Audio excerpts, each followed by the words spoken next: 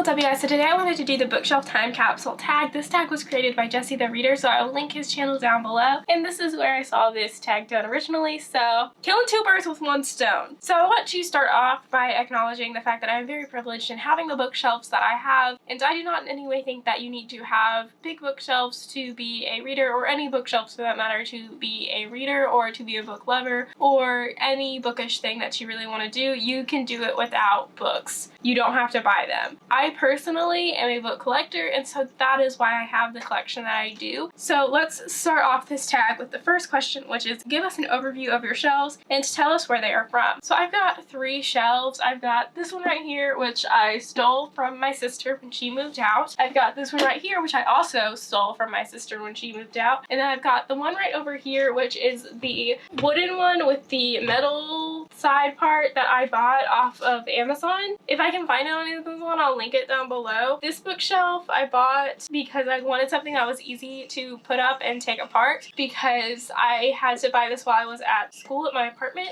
and I didn't want to buy something that I couldn't take apart really easily because I move around apartments a lot at school because college. That's kind of why I have that shelf. This one has most of my contemporaries on it. This one has most of the books that I got secondhand. I don't know if you can see, but like all of the ones on the bottom shelf are just not there right now because someone decided to play around in that shelf last night, my cat. And then this shelf over here, the wooden one, is pretty much all of my all-time favorite books, with the exceptions of the ones that happen to be on these 2 shelves. But the higher the book is on the shelf, the more favorite it is typically. So the second question is which shelf is your favorite? And so my favorite shelf is probably my Cassie Clare shelf. I just have so many memories with these books and with reading them and with reading them with friends. Do you keep every book you read, or do you ditch the ones that you didn't end up loving? I keep pretty much every book that I read. This is kind of the collection that I have so far. Maybe if I get like a ridiculous number of books at one point, I will decide to get rid of some of the ones I didn't like as much. But right now, I just kind of like having all of the books that I've read kind of together. And I don't buy necessarily every book that I read. There are a few books where I didn't buy a physical copy and where I still kind of want to get a physical copy. What do you do when your bookshelves fill up? So I do what is done over here, like with turtles all the way down. So I've got bunches of books back here. So when it starts to fill up, I just take a book and shove the books back, and then I'll do it again depending on how many books I have. So like 5 feet apart, there's books all behind it. I read at the gates, there's books all behind it. And so that's kind of what I do right now. But if this method ever fills up, what I would probably do is I would just start stacking books. This method hasn't failed me yet. Do you have an organization method, or do you want to try a new organization method? I don't have really a huge organization method. I do tend to group books that I liked together and books that I didn't like together. I also have some genres kind of grouped together. I've kind of just got pods of groups. So like this is all contemporary, this is all contemporary, this is all dystopian, this is all Sarah J. Maas. So it is kind of like grouped together. There isn't any rhyme or reason to why the groupings are where they are. And I really want to try to do like a rainbow bookshelf, but I don't really know how to do that with my current shelves the way that they are. So I really need to try to figure out if there's a way for me to do that, because I think that'd be really nice, because I think that those look really satisfying whenever I see someone with a rainbow bookshelf. How often do you reorganize your bookshelves, and how do you approach reorganizing your shelf? I only really reorganize my shelves whenever I move to a new location. So like when I moved my books up here into this room, that's when I last reorganized my shelves, which was probably around the summertime. And that's pretty much the only times that I reorganize my books. So I probably will reorganize these books the end of this year, hopefully, in theory, if I graduate college like I'm supposed to. But that's kind of what's going on there. The way that I go about reorganizing my shelves is I kind of just group my little pods together that I want to keep together. So like I group all of my Harry Potter books together, and then I group all my Cassie Clare books together, and then I just try to fit those in together on a shelf, and I just kind of make it work however I need to,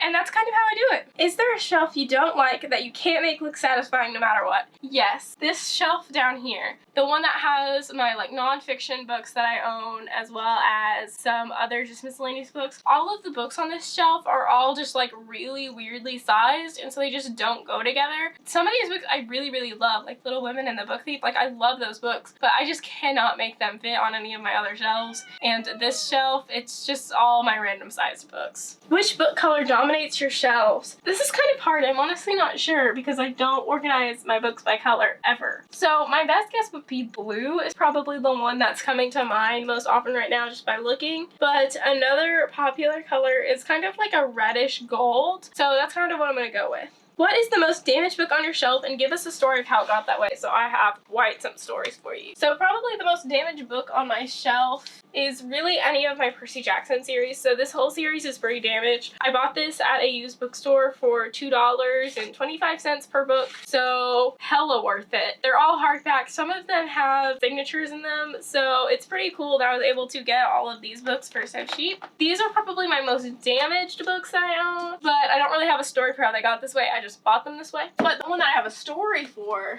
is The Unbecoming of Martyr. I don't know if you can tell, but the back of it is a little bit waterlogged. So what happened with this was I went to a used bookstore, the same used bookstore that I bought The Lightning Thief and pretty much a lot of books. And this bookstore is called McKay's. I highly encourage that if you live near one, you make extreme use of it, because these used bookstores, they are very big, and so they've got just a lot of books there. So I highly recommend checking those out if you have them anywhere near you. Now, something about McKay's, they don't really give you bags, or at least the one that I went to didn't really give me a bag. Maybe they'd run out that day, I don't know. But anyways, I wound up putting all of my books in a box. Something I didn't realize about this box though until I had gotten out of my car while it was pouring rain was the box wasn't closed on the bottom. So as soon as I pull this box out with all of my books in it, they all just fall onto the ground, and it's like pouring rain, and I've got like 10 books that have just like fallen on the ground because McKay's is super cheap and I'm able to buy like 10 books at a time there. And it's fantastic. And they're all just like drenched now because they've all fallen on the ground. So this series, as well as the Ugly series, they all got very wet, especially on like one side of them each. And this one, it happens to be the back. And I literally cried. Like, I was able to pick them all up and bring them inside. Someone like saw my tragic event happen and helped me. But oh god, it was so sad. I laid them all out on the table that I had, and I just prayed that they wound up not being damaged to hell. And most of them weren't, but it was a pretty interesting time. Do you have any books on your shelves that have major printing errors? There is one that had a printing error where like one of the pages wasn't printed like on the center of the page. It was printed kind of like at an angle. I don't remember which book that was. I just remember running across it while I was reading one time and being like, ooh, this is interesting, and then completely forgetting about it later. So that's the only one that I have, and I have no clue which book it actually is in. What is the ugliest spine on your shelf that sticks out no matter what? And for this, my ugliest spine, I'm gonna go with Siege and Storm. This spine in and of itself isn't terribly ugly. This one really sticks out to me because for the other two books in the series, I have them in the other format, and so it's just really frustrating to me that the middle book in the series doesn't match. And that's just really annoying. So if you don't already have your dream bookshelves, what would your dream bookshelves look like? So I really like this bookshelf that I have. That's the wooden one. They're all wooden bookshelves. I don't know why I keep calling this one the wooden one. It's the one that has actual like wood grain looking on it. This bookshelf is probably my favorite, and I wish that I had more bookshelves that look like this and not like 3 that look completely different. And so ideally I would have more of these bookshelves. It just seems pointless to buy more of these bookshelves if I already have 2 perfectly good ones right behind me. So that's kind of why it is the way that it is right now. And I would also have my books organized in a rainbow fashion, but I haven't done that ever. What's the tallest book on your shelves? And for this, the tallest book that I own is this book on the periodic table of elements. It's a pretty cool book because each of the pages has like different properties for the elements and goes through different uses for them. So like this one's really pretty. This is iodine.